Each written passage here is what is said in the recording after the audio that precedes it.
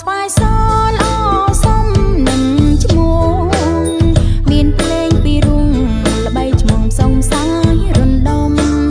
សូរិយាជ្រាលជ្រេព្រះអាទិត្យនរេទេទៀតបាំងភ្នំសូរិយាជ្រាលជ្រេព្រះអាទិត្យនរេទេទៀតបាំងភ្នំពិនពៀតប្រគំកំដរអារម្មណ៍ពេលរាត្រីអារម្មណ៍ពេលរាត្រីកំដរអារម្មណ៍ពេលរាត្រីសំឡេងពិនពៀតរនៀតឯកផ្សំ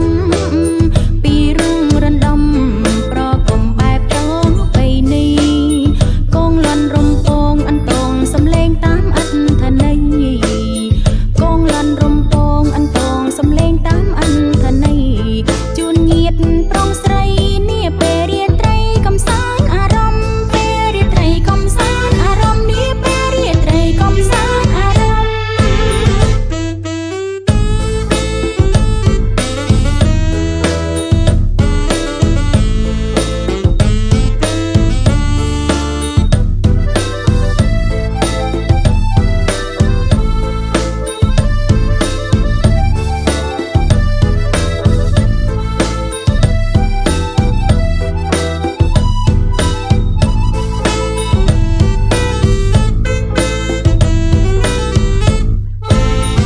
ប្រជុំភ្លេងខ្មែរថែគេដូនតា